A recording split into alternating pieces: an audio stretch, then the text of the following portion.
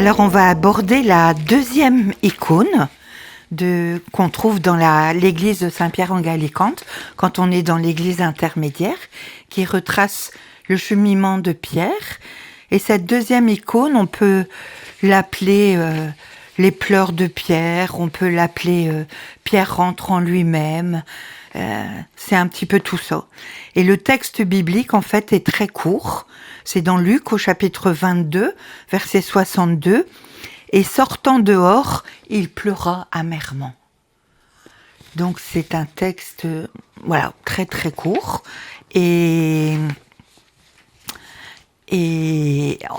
Voilà, c'est ça qu'on va regarder ensemble.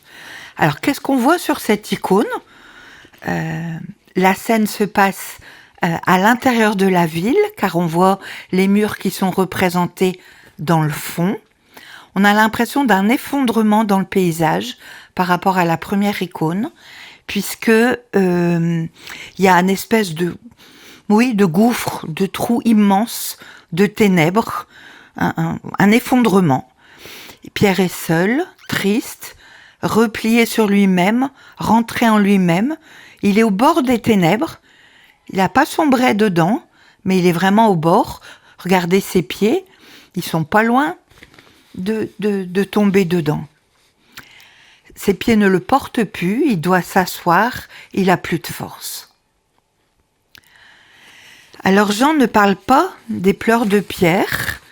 Par contre, les trois synoptiques nous parlent des pleurs de Pierre et nous signalent ces pleurs avec différents adjectifs qui nous donnent un peu des qualificatifs des pleurs de Pierre.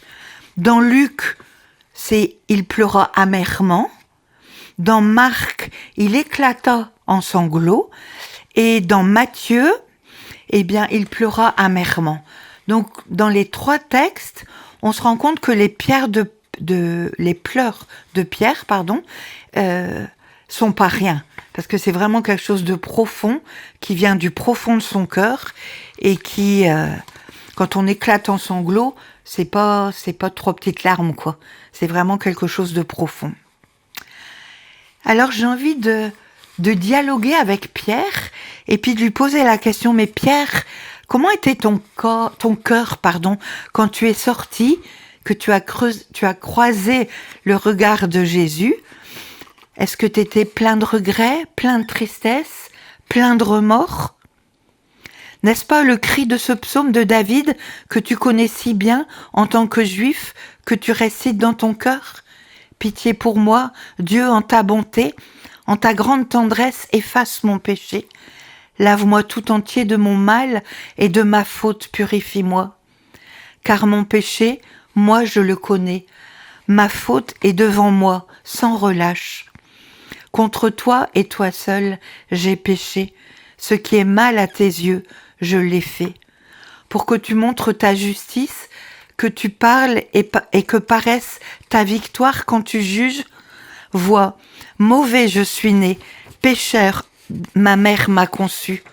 Mais tu aimes la vérité, au fond de l'être, dans le secret, tu m'enseignes la sagesse. Ôte mes taches avec l'hysope et je serai pur. Lave-moi, je serai blanc, plus que la neige. Vous avez probablement reconnu le psaume 51, et si vous ne l'avez pas reconnu, c'est pas grave, vous pouvez aller voir dans votre Bible, c'est du verset 3 à 9 du psaume 51. Alors Pierre, à quoi tu penses à ce moment-là? Peut-être tu te rappelles des 3 années que tu as passées avec Jésus, à ton appel reçu au bord du lac, alors que tu pêchais avec ton frère André, et que sur le champ, ensemble, vous avez tout quitté, vous avez, sur l'appel de Jésus, abandonné votre père et parti à la suite de Jésus. Ou alors encore, tu pensais à la prédication de Jésus à Capharnaüm, en Galilée, à Jérusalem, les conversions dont tu as été témoin, les guérisons que Jésus effectuait en chemin, les miracles qu'il accomplissait, l'émerveillement de Jésus devant la foi de certaines personnes, comme le centurion romain, la femme cananéenne, mais aussi des incompréhensions. Souviens-toi Lorsque Jésus, après avoir demandé à un notable qui voulait avoir la vie éternelle de suivre les commandements, il l'invite à aller plus loin en vendant tous ses biens. Et il ne put répondre à cette invitation car il était fort riche et il devint tout triste. En le voyant, Jésus dit, comme il est difficile à ceux qui ont des richesses de pénétrer dans le royaume de Dieu. Oui, il est plus facile à un chameau de passer par un trou d'aiguille qu'à un riche d'entrer dans le royaume de Dieu. Alors tu fus parmi les auditeurs qui se disent « Eh bien alors, qui peut être sauvé ?» Jésus répondit « Ce qui est impossible pour les hommes est possible pour Dieu. » Ou encore, alors que ses frères et sœurs venaient le chercher, Jésus dit à tous ceux qui l'écoutaient « Voici ma mère et mes frères. Quiconque fait la volonté de Dieu, celui-là met un frère, une sœur et une mère. » Tu te souviens aussi de ce moment fort où vous êtes montés avec Jésus, toi, Jacques et Jean, sur cette haute montagne. Vous vous étiez tous assoupis, et à votre réveil, quelle surprise de voir Jésus tellement lumineux et resplendissant. Il parlait de son exode pendant cette fête de Pâques à Jérusalem, de son passage vers le Père, et il en discutait avec Moïse et Élie, qui représentent respectivement la loi et les prophètes, le début et la fin, le Sinaï et le jugement. Mais tu es encore plus habité par ces derniers jours, où Jésus est entré en gloire à Jérusalem, acclamé par la foule en liesse. Tu étais fou de joie de voir toute cette foule qui acclamait ton maître. Puis ce dernier repas, où Jésus a lavé les pieds de chacun de vous 12, en se faisant le serviteur et en prenant la dernière place. Comme c'était difficile pour toi, Pierre, de te laisser laver les pieds par le Christ. Mais lorsqu'il te dit « alors tu n'auras pas de part avec lui », alors non seulement tu veux qu'il te lave les pieds, mais tu souhaites qu'il te lave tout entier. Et puis, dans cette atmosphère tellement spéciale, alors que se posait la question de qui allait trahir Jésus, le disciple que Jésus aimait, penché sur sa poitrine, accédait à ta demande. Cette arrestation dans le jardin, avec tous les gardes, la cohorte, et ce baiser de Judas, terrible pour toi. Cette oreille que tu coupes pour défendre ton maître, et que Jésus guérit encore. Cette arrivée dans la cour du grand prêtre où tu as pu pénétrer grâce à cet autre disciple, et puis après tout a été si vite, tu avais tellement peur. Peut-être es-tu rempli de ce genre de pensée. Et moi qui lui avais dit que j'étais prêt à donner ma vie pour lui, je ne suis qu'un bon à rien, incapable, indigne. Tu te rappelles de ce moment tellement particulier dans la région de Césarée de Philippe, quand Jésus posa la question à ses disciples, au dire des gens, « Qu'est-ce que le Fils de l'homme » Vous répondirent, « Pour les uns, Jean-Baptiste, pour d'autres, Élie, pour d'autres encore, Jérémie, ou quelqu'un des prophètes. Mais pour vous, leur dit-il, qui suis-je ? Et toi, dans ton zèle qu'on connaît bien, tu dis, tu es le Christ, le Fils du Dieu vivant. En réponse, Jésus te regarde et te dit, heureux Simon, fils de Jonas, car cette révélation t'est venue non de la chair et du sang, mais de mon Père qui est dans les cieux. Eh bien moi je te dis, Pierre, tu es Pierre, et sur cette pierre je bâtirai mon église, et les portes de l'Hadès ne tiendront pas contre elle. Je te donnerai les clés du royaume des cieux. Quoi que tu lis sur la terre sera tenu dans les cieux comme lié.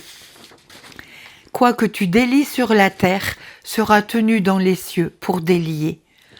Alors il ordonna aux disciples de ne dire à personne qu'il était le Christ. Il est intéressant de noter que cette déclaration de Jésus se passe près de Dan. Peut-être que vous ne savez pas, mais à Dan, il y a un temple au dieu Pan. Et c'est un dieu qui s'occupe des bergers. Et il y a une grotte très très profonde sur le côté du sanctuaire. Et un culte païen a vu le jour dès le IIIe siècle avant Jésus-Christ. Il y avait des sacrifices rituels dans ces eaux et dans cette espèce de caverne, et on jetait dans un abîme naturel des sacrifices, et ils atteignaient les eaux souterraines à l'arrière de la caverne. Et si les victimes disparaissaient dans l'eau, eh bien ça voulait dire que le dieu Pan avait accepté l'offrande. Sinon, il y avait des remontées du sacrifice, alors c'est que le sacrifice était rejeté. Et c'est la seule fois où Jésus s'est positionné aussi nettement par rapport à l'ennemi et où il a proclamé sa victoire. L'ennemi n'a aucun droit.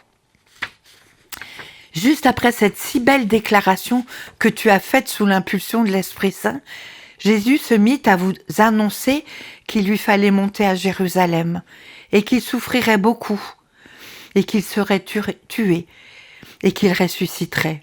Et toi, Pierre, tu t'es mis à le morigéner en lui disant « Cela ne t'arrivera pas !» Jésus t'a repris tellement durement. « Passe derrière moi, Satan, tu me fais obstacle, car tes pensées ne sont pas celles de Dieu, mais celles des hommes. » Tu as été à ce moment-là une occasion de chute pour Jésus. On appelle ça un scandale dans la parole. C'est ce qui fait tomber l'autre. Et Jésus a dû se battre dans ses pensées, dans son cœur, pour pas se laisser avoir par ce que tu venais de lui dire.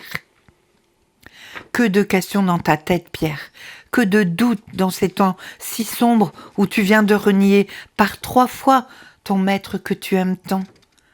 Quelles sont ses promesses? Sont-elles vraies? Dieu ne m'a-t-il pas trompé? Et tout ça tourne en boucle dans ta tête et dans ton cœur. Le peuple hébreu dans le désert arrive à Mara et il n'y a pas d'eau. Ou plus exactement, seulement de l'eau amère. Peut-être un peu comme tes pleurs. Le peuple se met à murmurer contre Moïse. On trouve ça dans Exode, chapitre 15, versets 22 à 24. C'est seulement 3 jours après tous les miracles que Dieu a exercés pour son peuple, la sortie d'Égypte, la traversée de la mer Rouge, la délivrance du tyran de Pharaon. Et déjà le peuple a tout oublié et il se révolte déjà et se met à murmurer contre Dieu parce qu'il n'y a pas d'eau et que l'eau est amère. Le peuple hébreu passa 40 ans au désert. Alors que la parole le dit, il aurait pu entrer en terre promise en quelques jours. À quoi ça sert tout ce temps de désert? Souviens-toi qu'il est écrit dans Deutéronome au chapitre 8, « Souviens-toi de tout le chemin que le Seigneur ton Dieu t'a fait faire pendant 40 ans dans le désert, afin de t'humilier, de t'éprouver et de connaître le fond de ton cœur. Allais-tu ou non garder ses commandements? » Pierre, tu es en train de découvrir tes limites, qui tu es réellement. Sans le Seigneur, c'est vrai, tu es un incapable de faire quoi que ce soit, incapable d'être fidèle, et tu comptes sur tes propres forces, et tu peux pas grand-chose. J'allais même dire, tu peux rien, mon brave Pierre. Alors vous tous qui m'écoutez, je voudrais vous encourager à regarder votre cœur. Comment il est votre cœur aujourd'hui? Est-ce que vous avez rencontré Jésus d'une façon profonde? Ou est-ce que vous êtes un peu parfois dans les eaux amères, où vous vous souvenez des belles choses que vous avez vécues et en même temps, vous voyez que vous êtes tellement loin de ce que le Seigneur veut, que vous vous laissez décourager par les ténèbres qui sont là autour?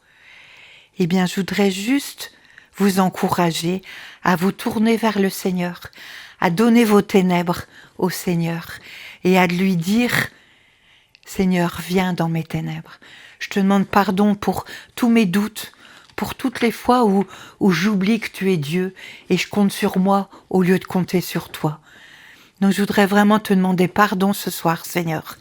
Et je voudrais te demander que tu viennes transformer mon cœur et qu'à travers ce chemin de Pierre qui réalise petit à petit qui il est réellement, moi je puisse savoir aussi réellement qui je suis pour compter uniquement sur toi.